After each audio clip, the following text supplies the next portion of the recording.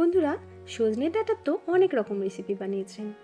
একবার হলেও নিরামিষ এই রেসিপিটা বানিয়ে দেখুন। কথা দিচ্ছি, খেতে দুর্দান্ত লাগে আর এর স্বাদ ভুলতে পারবেন না। নমস্কার বন্ধুরা, প্রিয়াস কুকিং হাবে সবাইকে স্বাগত জানাই। তো চলুন শুরু করা যাক আজকের রেসিপি। আমি এখানে প্রায় 3-4 ঘন্টা আগে ছোলার ডাল ভিজিয়ে রেখেছিলাম। 100 গ্রাম ছোলার ডাল ভালো করে ধুয়ে তারপরে এখানে ভিজিয়ে রেখেছিলাম। এখন দেখুন ছোলার ডালটা একদমই নরম হয়ে গেছে। হাতে যদি কম সময় থাকে তাহলে ছোলার ডালটাকে গরম জলেও ভিজিয়ে রাখতে পারেন। তো সেক্ষেত্রে আধ ঘন্টা মতো খেলে সময় লেগে যাবে।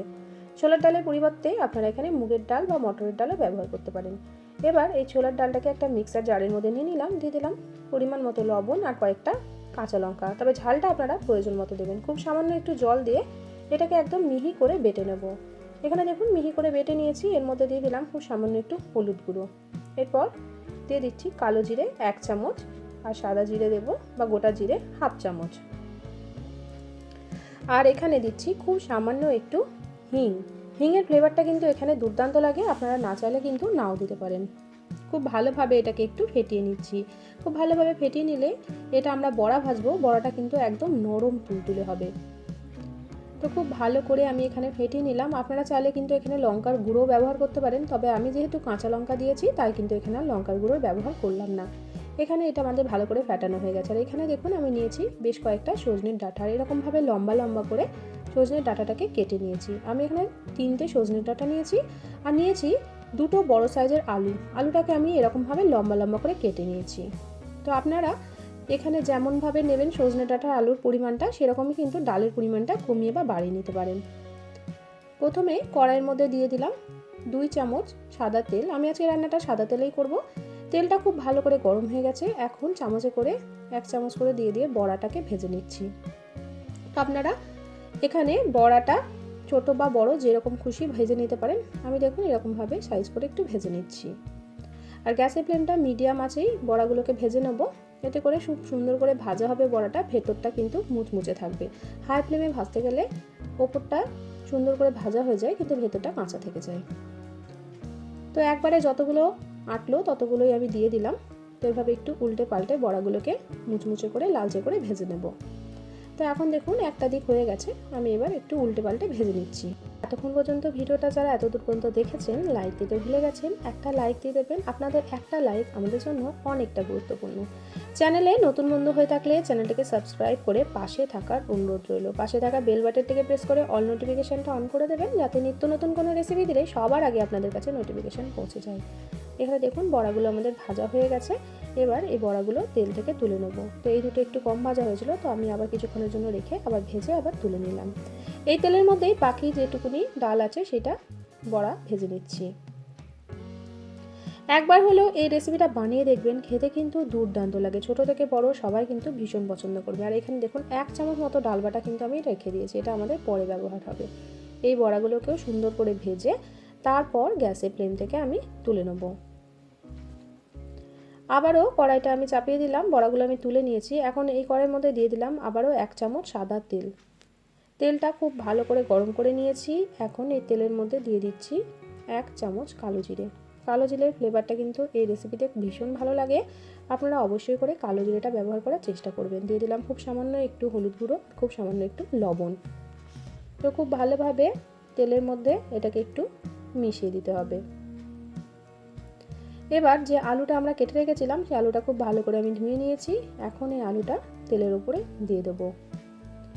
এবার তেলের মধ্যে দিয়ে ভালো করে একটু নাড়াচাড়া করে নেব। আপনারা চাইলে কিন্তু আলুটাকে আগে থেকেও লবণ হলুদ মাখিয়েও রাখতে পারেন। আমি যেহেতু আগে লবণ হলুদ মাখাইনি, তাই তেলের মধ্যেই আমি লবণ আর হলুদটা এখানে দিয়ে দিলাম।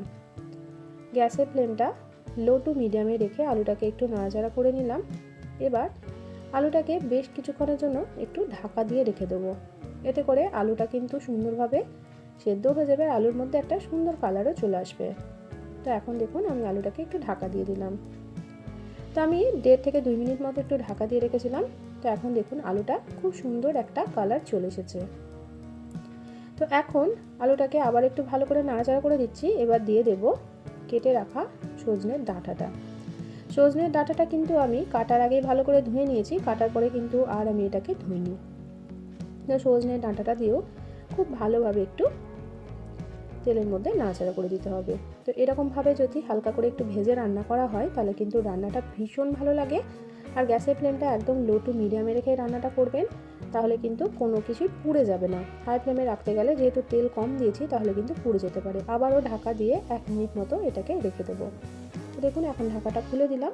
এখন আলু আর সজনে ডাঁটা আমাদের সুন্দরভাবে ভাজা হয়ে গেছে, আর সজনে ডাঁটা থেকে একটা খুব সুন্দর গন্ধ বেরাচ্ছে ভাজার পর। তো এবার এখানে মধ্যখানটায় একটু জায়গা করে নিলাম, এর মধ্যে দিয়ে দিচ্ছি একটা টমেটো। তো আমি এখানে টমেটোটাকে রাফলি কেটে দিয়ে দিয়েছি। আপনারা চাইলে কিন্তু টমেটোটাকে পিউরি করে বা টমেটোটাকে একদম কুচি কুচি করেও দিতে পারেন। আর এখানে দিয়ে দিলাম চামচ আদা আর লঙ্কা বাটা। আমি আদা আর লঙ্কাটা শিলে বেটে এখানে ব্যবহার করেছি। যেহেতু টমেটো দিয়েছি তাই এখানে পরিমাণ মতো আমি লবণটা দিয়ে দিলাম। টমেটোতে লবণটা দিলে কিন্তু টমেটোটা তাড়াতাড়ি সেদ্ধ হয়ে যায়, একদমই গলে যায়।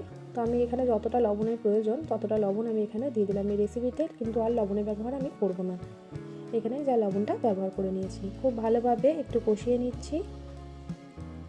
তো বন্ধুরা দেখুন খুব সুন্দর করে একটু মশলাটাকে কষিয়ে নিতে হবে।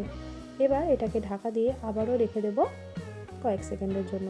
প্রায় 30-40 সেকেন্ড মতো আমি এটাকে ঢাকা দিয়ে রেখেছিলাম। এবার ঢাকাটা খুলে দিলাম। তো এখন দেখুন টমেটোটা কিন্তু একদমই নরম হয়ে গেছে। আর গ্যাসের ফ্লেমটা কিন্তু একদম লো টু মিডিয়ামেই রাখতে হবে বন্ধুরা। তো আবারও ভালো করে একটু নাড়াচাড়া করে দিলাম। এখন এর মধ্যে দিয়ে দেবো কিছু গুঁড়ো মশলা। তো দিয়ে দিচ্ছি আমি 1/2 চামচ জিরে গুঁড়ো, 1/2 চামচ ধনে গুঁড়ো। এবার দিয়ে দিচ্ছি 1/2 চামচ হলুদ গুঁড়ো, মানে যতটা প্রয়োজন হলুদ গুঁড়ো ততটাই এখানে দিয়ে দেবেন। দিয়ে দিলাম কালারের জন্য 1 চামচ কাশ্মীরি লঙ্কার গুঁড়ো। আর দিচ্ছি খুব সামান্য একটু হিং। হিংয়ের ফ্লেভারটা খুবই ভালো লাগে। তো আপনারা যদি হিং পছন্দ না করেন তাহলে নাও দিতে পারেন। যে ডালটা আমরা তুলে রেখেছিলাম 1 চামচ, সেই ডালটা জলের মধ্যে গুলে এখানে খুব সামান্য একটু দিয়ে দিলাম। তো এভাবে একটু জল দিয়ে এখানে কষিয়ে নিলে মশলাটা কিন্তু তলায় ধরে যাবে না। আর যে ডালটা তুলে রেখেছিলাম সেই ডালের মধ্যে কিছুটা জল, ওই 1 কাপ মতো জল দিয়ে আমি এখানে একটু গুলিয়ে নিয়েছি। এতে করে এই রেসিপিটার টেস্ট কিন্তু দুর্দান্ত আসে। জলের পরিবর্তে ওই ডাল গোলা জলটাই কিন্তু এখানে ব্যবহার করব। তো আবারও ভালো করে একটু কষিয়ে নিচ্ছি। যতক্ষণ না মশলা থেকে তেল ছাড়ছে ততক্ষণ কিন্তু সুন্দর করে কষিয়ে নিতে হবে। আজকের রেসিপিটা কে কোথা থেকে দেখছেন অবশ্যই আমাকে কমেন্ট করে জানাবেন। আপনাদের সুন্দর সুন্দর কমেন্টে কিন্তু আমি রান্নার উৎসাহ পাই বন্ধুরা। এখানে দেখুন খুব সামান্য একটু চিনি দিয়ে দিলাম। যেহেতু সম্পূর্ণ নিরামিষ রান্না আর রান্নার মধ্যে আমি টমেটোর ব্যবহার করেছি, তাই একটু চিনি দিলে টেস্টের ব্যালেন্স হয়। আপনারা না চাইলে কিন্তু চিনিটা নাও দিতে পারেন। তো খুব ভালোভাবে আবারও মশলাটাকে কষিয়ে নিলাম। যতক্ষণ না মশলা থেকে তেল ছাড়ছে ততক্ষণ পর্যন্ত কিন্তু এভাবে একটু লো টু মিডিয়াম ফ্লেমে রেখে কষিয়ে নিতে হবে। এখন দেখুন মশলাটা কিন্তু খুব সুন্দর করে কষানো হয়ে গেছে, আর মশলা থেকে কিন্তু সুন্দরভাবে তেল ছেড়ে গেছে। এখন ওই ডালটা যেটা আমরা গুলে রেখেছিলাম জলের মধ্যে, ওই ডালগুলো জলটা এর মধ্যে দিয়ে দিচ্ছি। তবে আপনারা যে যেমন গ্রেভি রাখতে পছন্দ করবেন সেরকমই কিন্তু এখানে জলটা দেবেন। তবে জলের পরিমাণটা একটু বেশি দিতে হবে, কারণ এর মধ্যে যখন বড়াগুলো দেবো তখন কিন্তু বড়াটা অনেকটাই জল টেনে নেবে। তাই আমার যতটা গ্রেভি রাখা পছন্দ তো ততটাই আমি জল দিয়ে দিলাম। এবার এটাকে ঢাকা দিয়ে ভালো করে ফুটিয়ে নিতে হবে। তো আমি ঢাকা দিয়ে 1 থেকে 1.5 মিনিট মতো খুব ভালো করে ফুটিয়ে নিয়েছি। তো এখন দেখুন খুব ভালোভাবে এখানে ঝোলটা ফুটে গেছে, আর এখানে কিন্তু আলু আর ডাঁটাটা সুন্দরভাবে সেদ্ধ হয়ে গেছে। আমি একবার চেক করে নিলাম, তো আলুটা ডাঁটাটা সুন্দরভাবে সেদ্ধ হয়ে গেছে। গ্যাসের ফ্লেমটা হাই করে দিয়েছি। এখন এর মধ্যে দিয়ে দিলাম ভেজে রাখা বড়াগুলো। তো বড়াগুলো দিয়েও আবার একটু ভালো করে নাড়াচাড়া করে দিতে হবে। গরম গরম ভাতের সঙ্গে কিন্তু এই রেসিপিটা দুর্দান্ত লাগে। তো খুব ভালোভাবে একটু নাড়াচাড়া করে দিচ্ছি। বড়াটা দেওয়ার সময় গ্যাসের ফ্লেমটা একটু হাই করে এটাকে নাড়াচাড়া করে দেবেন। তো তারপর গ্যাসের ফ্লেমটা মিডিয়ামে করে দেবেন। তো দেখুন বন্ধুরা খুব ভালোভাবে আমি এটাকে নাড়াচাড়া করে দিয়েছি। একটু ফুটিয়ে নিতে হবে বড়াটা দেওয়ার পর, তাহলে বড়াটার মধ্যে সুন্দরভাবে এই ঝোলটা ঢুকে যাবে। তো এবার দিয়ে দিচ্ছি 1 চামচ ঘি। ঘিটা দিলে এর একটা দুর্দান্ত টেস্ট আসে। আর দিয়ে দেবো 1/2 চামচ মতো শাহি গরম মশলা। ঘি আর গরম মশলাটা দিয়ে এবার আমি গ্যাসের ফ্লেমটা বন্ধ করে দিলাম। গ্যাসের ফ্লেমটা বন্ধ করে দিয়ে ঘি গরম মশলাটা খুব ভালোভাবে এই রেসিপিটার সঙ্গে একটু মিশিয়ে দিচ্ছি। আমাদের রেসিপিটা একদমই কমপ্লিট হয়ে গেছে। ঢাকা দিয়ে কিছুক্ষণ স্ট্যান্ডিং টাইমে রেখে তারপর এটাকে গরম গরম পরিবেশন করব। তো এখন দেখুন কতটা লোভনীয় দেখতে হয়েছে। একবার হলেও এই রেসিপিটা বানিয়ে দেখবেন, আর আমাকে কিন্তু কমেন্ট করে জানাতে ভুলবেন না আপনাদের রেসিপিটা কেমন লাগলো। তো বন্ধুরা, রেসিপি ভালো লাগলে প্রিয়জনদের সঙ্গে শেয়ার করতে কিন্তু ভুলবেন না। চ্যানেলে নতুন বন্ধু হয়ে থাকলে চ্যানেলটিকে সাবস্ক্রাইব করে পাশে থাকার অনুরোধ রইল। আজকের মতো আসি, দেখা হবে অন্যদিন অন্য একটা রেসিপির সাথে। সবাই ভালো থাকবেন, সুস্থ থাকবেন, সাবধানে থাকবেন।